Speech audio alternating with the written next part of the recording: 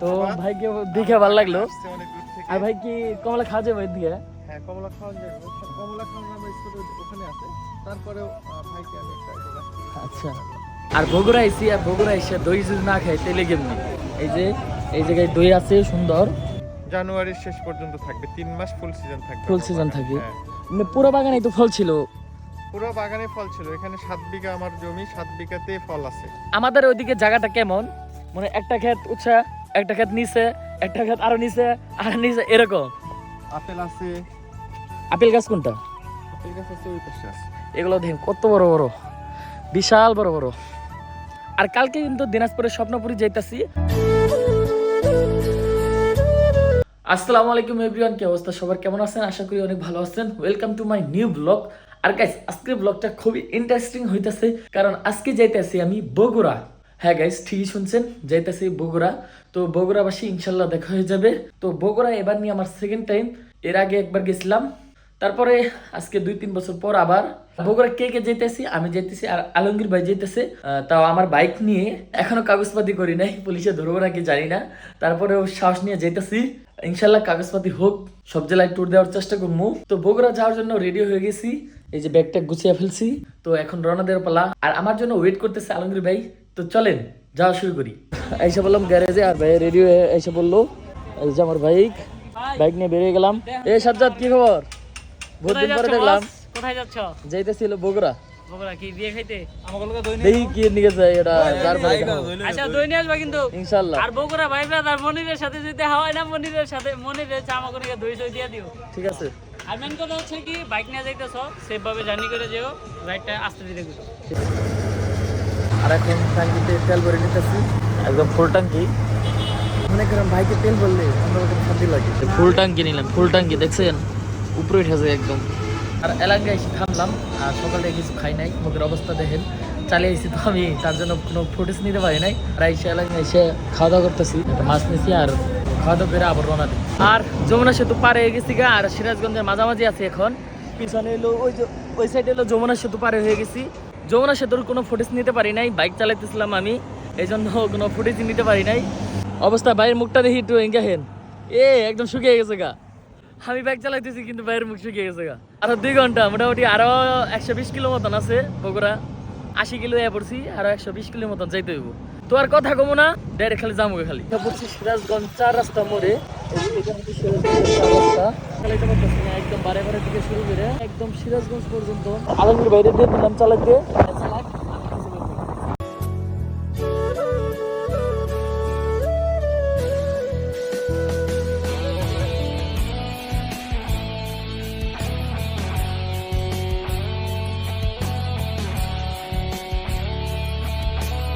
আমরা আছি এখন বগুড়া 4 রাস্তার মোড়ে।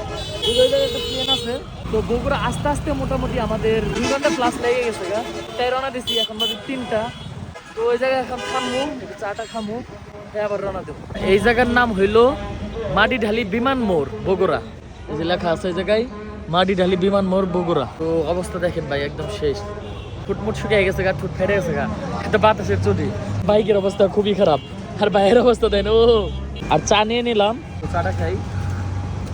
আর ভাই বুঝি না, উত্তরবঙ্গে যেদিকে আসি চা খেলে চার মধ্যে চিনি দেয় না। চিনি কম হয়েছে দেখে আরেকবার নিলাম, আবার দিছে, এখনো চিনি হয়ই নাই। আর আমাদের ওদিকে চিনি দেয় বেরোলাই। আমরা যাবো হইলো মহেশতানগড়। তো এই জায়গা থেকে আর বেশি দূর নাই, 7 থেকে 8 কিলো মতন আছে। আর আমার চেহারার দিকে তাকানো যাইতেছে না, বাজে অবস্থা একদম। তো চাটা খেয়ে রওনা দেবো আবার। আর বগুড়ার রাস্তায় একটা জিনিস দেখে ভালো লাগে, যে এরকম ওভারব্রিজ গুলো দেখে। পুরো রাস্তায় ছোট ছোট ওভারব্রিজ আছে, যে এরকম ভালো লাগে। মহেশতানগড় আজকে ঢুকলাম না, তো মহেশতানগড় ইনশাল্লাহ কালকে যাবো। তো এখন সরাসরি আসলাম গোবিন্দগঞ্জ। এটা হলো গোবিন্দগঞ্জে আজকে থাকবো, ইনশাল্লাহ কালকে মহেশতানগড়ে যাবো। ভাই গোবিন্দগঞ্জের রাস্তা ভাই, ও ভাই সেই বিশাল, সেই লাগতেছে ভাই, সেই অস্থির। এই পাশেও চোখ, এই পাশেও চোখ, সেই ভাই সেই। আর ধান চাষ করছিল, ধান কেটে বলাইছে, আর আটিগুলো রয়ে গেছে। এদিকে শীতের মধ্যে ধান চাষ হয়। তারপর আমাদের গন্তব্যে আমরা এসে পড়ছি। বাসায় যেয়ে ফ্রেশ ট্রেশ হয়ে হালকা পাতলা খাওয়া দাওয়া করে নিলাম। তো এখন একটা চকের মধ্যে আছি, এই যে বিশাল বড় এরিয়া একটা চক আছে। চকটা মোটামুটি সুন্দর, এক লেভেলের, মনে করেন কোনো উঁচা নিচা নাই। আমাদের ওইদিকে জায়গাটা কেমন, মানে একটা ক্ষেত উঁচা, একটা ক্ষেত নিচে, একটা ক্ষেত আরো নিচে, আর নিচে এরকম। কিন্তু এইদিকে চকগুলা একদম সমান, সব এক সমান, একটু 19-20 নেই, সব একরকম। দেখে ভালো লাগলো। আর বগুড়া আইসি, আর বগুড়া এসে দই যদি না খাই তাহলে কেমনি। এই যে এই জায়গায় দই আছে সুন্দর। তো এখন 1 কেজি দই নিব, দই নিয়ে খাওয়া শুরু করে দিন। মানুষ তাই বড়টা নিলাম না, ছোটটাই নিয়ে নিলাম। এটাই শেষ দিয়ে পারব না, তো চাচা ঢেলে দিতেছে এটার মধ্যে। দেন দেন দেন, একদম ঘন দেখা যায়। তো রাতে খাওয়া দাওয়া করে আবার এসে পড়লাম। এই যে চাটা ভালো লাগছিল, তো চাটা খেয়ে আবার আসলাম। এই গ্লাসের মধ্যে চা দেয়, এই জিনিসটাই সবথেকে বেশি ভালো লাগে। ভাই চাটা কেমন? অস্থির সেই লাগে। তো চাটা খেয়ে আবার বাসার দিকে যাও। আর গোবিন্দগঞ্জে আজকে দ্বিতীয় দিন, রাতে ঘুমিয়ে পড়ছিলাম। তো সকাল সকালে এসে কমলা বাগানে আসলাম। এই যে এটা হলো কমলা বাগান, তো খুলতেছে আমাদের জন্য, শুধু আমাদের জন্যই পুরাটাই অফ। মনে করেন স্পেশালি শুধু আমাদের জন্য ঢুকতে দিল, একদম অফ করে দিছিল বল। ও ভাই বিশাল বড় বাগান, অনেক বড় বাগান, বিশাল বড় কমলা বাগান। ও একটু ভিতরে যাবো। বড়ই গাছ আছে, এই যে এই পাশে বড়ই গাছ আছে, সুন্দর সুন্দর ফুল গাছ আছে। এই যে দেখেন কমলা, এই যে শেষ হয়ে গেছে গা, আমরা লাস্ট টাইম আইছি একদম। ও ভাই দেখেন ভাই, ও কি পরিমাণ মালটা, অনেক বড় বড় মালটা। ওই দেখছেন ভাই কি বড় বড় মালটা। আমাদের ওইদিকে মালটা বাগান আছে, কিন্তু এত বড় বড় মালটা না। সরি, এটা মালটা না, কমলা না, সরি কমলা, এটা কমলা। আমাদের ওইদিকে কমলা আছে, কিন্তু পিচ্ছি পিচ্ছি কমলা ওগুলা। এগুলো দেখেন কত বড় বড়, বিশাল বড় বড়, অনেক ধরছে। ও দেখেন শুধু এই পাশে কমলা আছে, আর সবগুলা শেষ হয়ে গেছে গা। গাছ ভর্তি কালে কমলা আর কমলা। এটার মধ্যে দেখেন অনেক কমলা, আর কাউরে ঢুকতে দেয় নাই, শুধু আমাদেরই ঢুকতে দিল। আগে কি সব গাছে কমলা ছিল না? পুরা ভর্তি ছিল, তখন এলে ভালো লাগতো। আর এই পাশে আছে বড়ই বাগান, এই যে বড়ই ধরছে ছোট ছোট। এগুলো যখন বড় হইব তখন এত বড় বড় হইব, আপেলের সমানই বলে হইব। আর এই পাশে পুরাটাই ফাঁকা হয়ে গেছে গা, এই ল্যান্ডাই এখন কমলা আছে, আর সব শেষ হয়ে গেছে গা। বিসমিল্লাহির রহমানির রহিম। আমি বদরুল আলম ব্লু গার্ডেন থেকে, আমার নিজস্ব বাগান এটা। আমি এটা 3.5 বছর আগে রোপণ করছি। এবারে আমার প্রথম ফল ধরছে। এবারই হ্যাঁ, এবার প্রথম ফল। অনেক বড় বড় হয়েছে ফলগুলা, বড় হয়েছে, অনেক সুস্বাদু। আমি এর আগে অনেক ফল বাগান দেখছি, কিন্তু ছোট ছোট ফল। হ্যাঁ, এগুলো হচ্ছে দার্জিলিং কমলা, অনেক বড় বড়, অনেক সুমিষ্টি। আর এগুলো হচ্ছে কীটনাশক ফ্রি। আমার এটা লোকেশনটা হচ্ছে ঘোড়াঘাট থানা, দিনাজপুর জেলা। এটা নিতেশা মোড় নামক স্থানে। এখন তো একদম প্রায় শেষের দিকে। হ্যাঁ, প্রায় শেষের দিকে। আর 10-15টা গাছ আছে। এটা আরো থাকবে, জানুয়ারি মাস পুরোটাই থাকবে। জানুয়ারি মাস পর্যন্ত হ্যাঁ, এটা থাকবে। হ্যাঁ। আরে আমার বাগানে হচ্ছে আগামী নভেম্বর থেকে আবার ওপেনিং হবে। মূলত ফুল সিজন থাকে কোন টাইমে এটা যদি বলেন? পহেলা নভেম্বর থেকে শুরু করে প্রায় জানুয়ারির শেষ পর্যন্ত থাকবে। 3 মাস ফুল সিজন থাকবে। ফুল সিজন থাকে। মানে পুরো বাগানেই তো ফল ছিল? পুরো বাগানে ফল ছিল। এখানে 7 বিঘা আমার জমি, 7 বিঘাতে ফল আছে। এর আগে এটার মধ্যে কি বাগান ছিল? এটা পড়তি জমি ছিল, এটা কোনো জমি ছিল না। এর আগে শুনলাম যে ড্রাগন বাগান ছিল নাকি? না, এটা পড়তি জায়গা ছিল। এখানে আমরা কমলা লাগাইছি পড়তি জমিতে, পতিত জমিতে।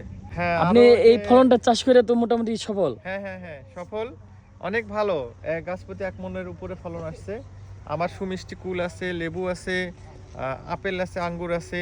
এগুলো চারা। আপনি কি চারা বিক্রি করেন? হ্যাঁ, চারা আমি বিক্রি করি। আচ্ছা আচ্ছা, বাংলাদেশের জন্য এটা অনেক ভালো একটা উদ্যোগ। ভাইকে তো ধন্যবাদ। ভাইকে দেখে ভালো লাগলো। আসছে অনেক দূর থেকে। আর ভাই কি কমলা খাওয়া যাবে এদিকে? হ্যাঁ, কমলা খাওয়ান যাবে। কমলা খাওয়ানোর আমার স্পট ওখানে আছে। তারপরেও ভাইকে আমি একটা এই যে গাছ থেকে আচ্ছা খাওয়াই দিছি। আমার গাছ থেকে কমলা পাড়া খাওয়ার মজাটা অন্যরকম। ফার্স্ট টাইম খাইতাছি, বাংলাদেশের তার মধ্যে আবার বাংলাদেশের কমলা। ক্যামেরাম্যান ভাইও খাও। হ্যাঁ, ভাই সেই মিষ্টি। এটার মধ্যে কোনো ফরমালিন নাই, ঠিক আছে না ভাই? কোনো কীটনাশক নাই, সব কীটনাশক মুক্ত। সেই ভাই সেই ভালো লাগছে। বাংলাদেশের মধ্যে এত বড় একটা কমলা বাগান আছে, এটা দেখে ভালো লাগলো। এটার মধ্যে দিনাজপুরের জেলায় পড়ছে। আচ্ছা, দিনাজপুর জেলা ঘোড়াঘাট থানার বুলু ভাইয়ের বাগানে। আমি কমলা বাগান অনেক দেখছি, আমাদের ওইদিকে আছে, কিন্তু সব কমলা বাগানই ছোট ছোট। কিন্তু এই কমলাটা এত বড় বড়, বাংলাদেশের মধ্যে যে এত বড় বড় কমলা হয় এই প্রথম দেখলাম আমি, এর আগে দেখি নাই। অসাধারণ টেস্ট। সেই মিষ্টি ভাই, অসাধারণ। যদি রাখলে আর মিষ্টি হয়। মনে করেন কোনো ফরমালিন ছাড়া যে এত মিষ্টি হয় কমলা, একদম গাছ থেকে বাইরে খেলাম, অনেক ভালো লাগলো। ভাইয়ের সাথে দেখে ভালো লাগলো। ওরা ভিডিও দেখে কেউ আসতে চাইলে বা চাওয়ার নিতে আমার ইনশাআল্লাহ ভাই। নাম্বারটা অবশ্যই ইনক্লুড আপনি নাম্বারটা বলে দেন। আমার নাম্বার 01550001808 টেলিটক নাম্বার, সবসময় খোলা থাকে। এই নাম্বারে হোয়াটসঅ্যাপ আছে। আর আমার হচ্ছে ব্লু গার্ডেন পেজ আছে, আর বদরুল আলম ব্লু আইডিও আছে। ভাই ভালো থাকবেন, হ্যাঁ, ভালোবাসা অবিরাম ভাইয়ের জন্য। আপনার জন্য শুভকামনা। শুভকামনা রইল। থ্যাংক ইউ ভাই। পাশেও সব ধরনের চারা আছে ভাই। এগুলা কি চারা যেগুলা? এগুলো আম আছে, ড্রাগন আছে, বেদানা আছে, আঙ্গুর আছে, আপেল আছে। আপেল গাছ কোনটা? আপেল গাছ আছে ওই পাশে আছে। ওই পাশে। আপেল এখনো ধরে নাই? আপেল এখন ধরেনি। কয় বছর পর লাগবে? আর 2 বছর? হ্যাঁ, আর সামনের বছর ধরবে। সামনের বছর আসলে পাবো সামনের বছর আসলে পাবো। ইনশাল্লাহ। সামনের বছর যদি দিনাজপুরে আসি অবশ্যই আপেল খেয়ে যাও। তো আজকের ব্লগটা এই পর্যন্তই। আর কালকে কিন্তু দিনাজপুরের স্বপ্নপুরি যাইতাছি, আর বগুড়ার মহেস্তানগড় যাইতাছি। বগুড়াবাসী, দিনাজপুরবাসী, গাইবান্ধাবাসী, আপনারা যদি এই ব্লগটা দেখে থাকেন অবশ্যই এই চ্যানেলটা সাবস্ক্রাইব করবেন আর এই ভিডিওটা লাইক, কমেন্ট এন্ড শেয়ার করে দিবেন। তো গাইস, আজকের ব্লগটা এই পর্যন্তই। দেখা হবে নেক্সট ব্লগে। আল্লাহ হাফেজ।